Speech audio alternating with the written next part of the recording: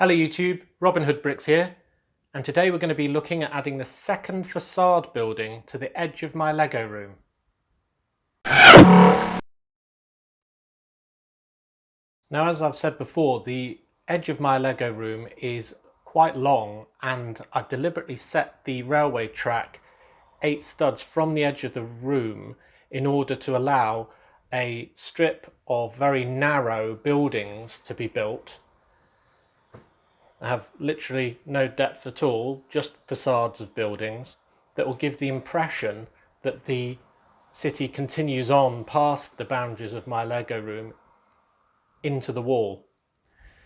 As a result, I'm going to need quite a few of these, not this exact one, but facades just one after the other in order to give that unbroken impression. Now, this particular facade is one that I built for my previous Lego city, which was a lot smaller before Mrs. Robin Hood gave me the permission, if you will, to go into the room I'm currently using. It was a lot smaller, but I did have a couple of facades in it, and this is one I did. Now this, I must do a shout out to PDJ, somebody in Germany, who made this MOC. It isn't mine. I've shamelessly copied their idea because I liked it so much, and I really like the colours of this red and black awning on the ground floor.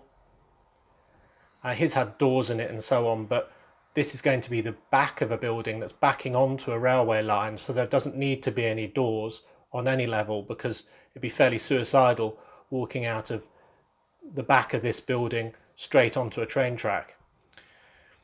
I also really like the fact that a lot of the details with these tooth pieces are actually done in a metallic colour, so that's really good. And then the building, as it goes up on these 4 pillars, gets a bit more narrow and uses this dark red brick. Now, a lot of people have that in their city using the Ghostbusters firehouse. I don't have that building. I do like it, but it's 1.5 base plates large, and I just don't want to have buildings that big in my city because of the limited space I've got. I'd rather have 100 smaller buildings than 20 really big ones. That's just my preference. And the 3rd floor, a little bit smaller, but with this really big overhang, which is fantastic. And then this detail on the top using signal holders and bar pieces running all the way through them. So not a great deal to say on that, other than it's excellent and well done, PDJ from Germany. But then I thought, well, hold on, can I take this to another level in Brick Nottingham? And I remembered that I'd bought these pieces, the Aries Village Deli pieces from a juniors set, and I have 2 of them, and I really wanted to use these, and they've got a very similar dark red colour scheme. So I was trying to work out if I could perhaps use this in the lower level, this awning section, perhaps get rid of the old windows and develop it like that. But these are quite hard pieces to use because they're from a junior set. They're quite deep, and they've got this ridge on them that goes in modified bricks with the groove down the centre, and therefore it's going to be very hard to accommodate in the existing setup without changing it whole scale. So while I was experimenting with how to do that, I pretty much made a rig using those bricks that are modified with a ridge down the middle to accommodate, and I realised that you could also use a plate as long as it had only 1 stud depth and allowed a little gap behind it. These pieces would still fit. So as I was playing with this rig more and more, it became more and more of a finished product in a way. So these will slide down into, with a bit of manhandling, must be said. They're very free if you just use the bricks, but with those plates in, it's a bit of a tight fit, but it does work. And those plates that I've added allow us to add some bracket pieces. And by adding those bracket pieces, I can add some bricks on the side, pillars. So as I say, this was basically started off as a mock-up to sort of see what I could do on the ground floor. And because of the width I already had, these pieces were taking up virtually all the width anyway. So I definitely couldn't stick to the 4-column structure that I had before. Would have to move to 3. And the more I thought about messing with this very good looking intermediate floor, I thought, well, hold on, why don't I just add this as another floor? So that's what I've decided to do. I've added a little bit more just to add to the height of the lower floor. That's just a bit of a step out to 4 wide because the base of this is 4 wide. And you see that's framing those quite well. Now you're not going to see this in amazing detail because, as I said, it's going to be hidden behind a railway line, and the railway line is actually hidden by tram stanchions. So it might be by the time we've actually put this in the Lego room, we can't see a lot of this work that I've put so much time into. But nonetheless, that's part of the job, isn't it? So there's the lower ground floor, no doors as we said, because there's going to be a train track here. And then I just need to marry the two together.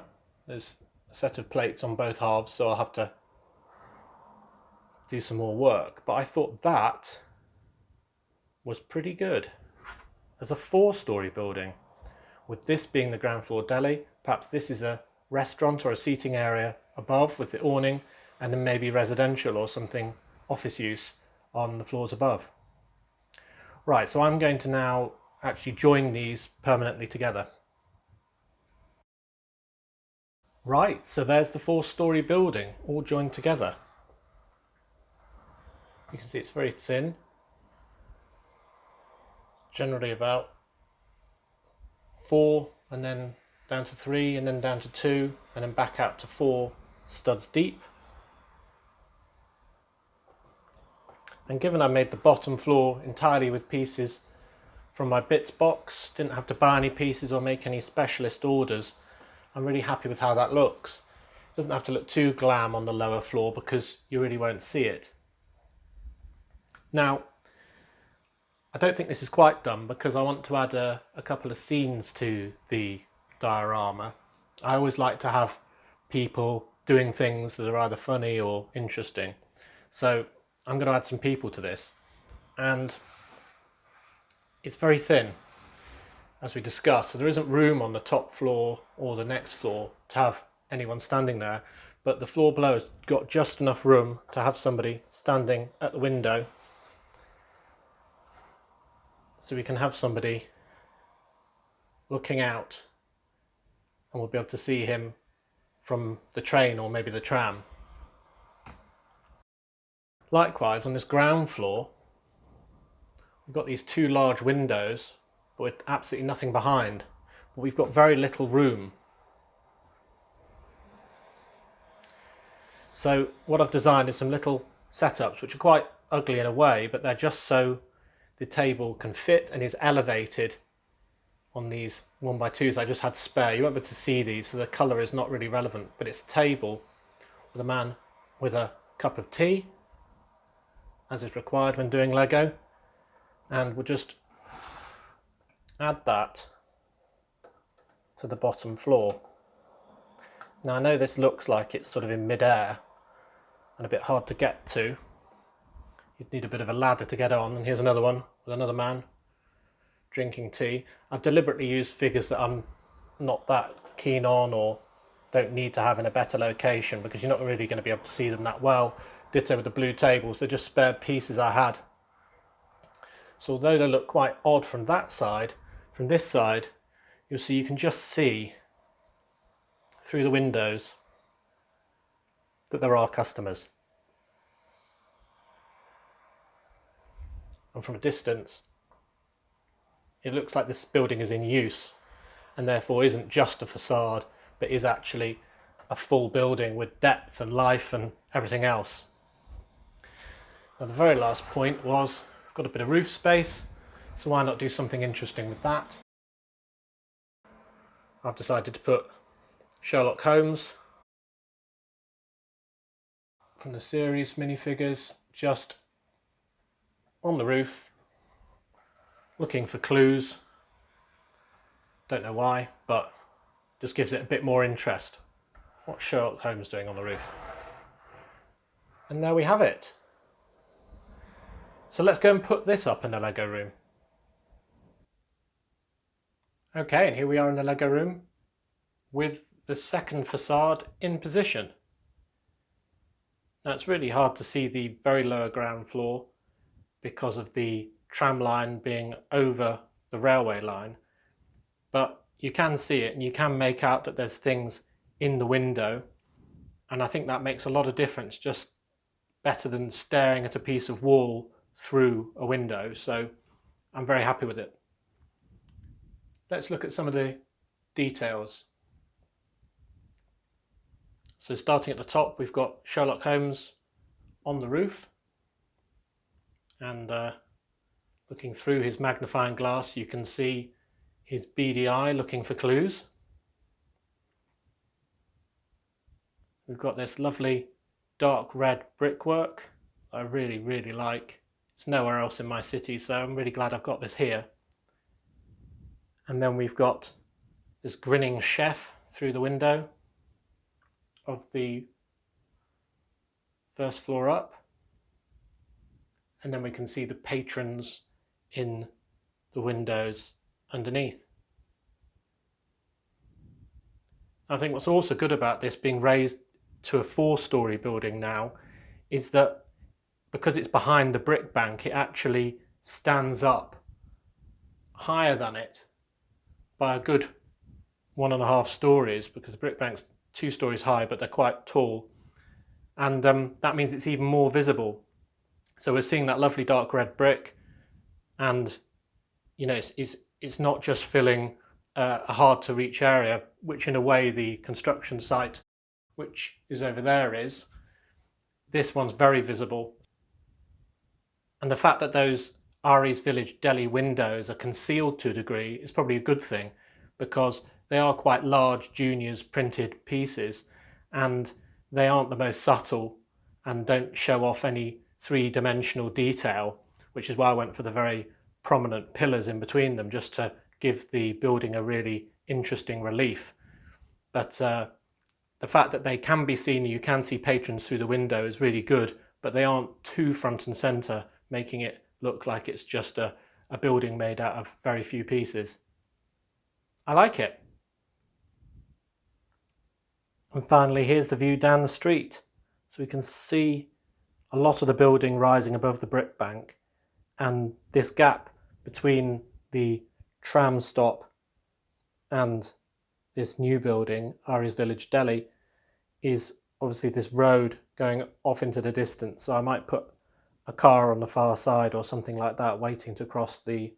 In fact, I won't have room for that, but maybe one halfway or something like that. You can also see my man with walking frame or Zimmer frame. You can also see I've got an old lady on a mobility scooter. I recently did a tutorial on how to build these, so do check that out. There's a second star, which is a old man. I haven't decided where to put him yet. And I've even got a dog sniffing a hydrant there. Good. So thank you very much for watching. As always, do remember to comment, like and subscribe for more awesome LEGO videos. And next time on Robin Hood Bricks, we'll be probably doing a brick haul, followed by either another facade building, or I'll be adding another building to the sides of what I've done already. See you next time!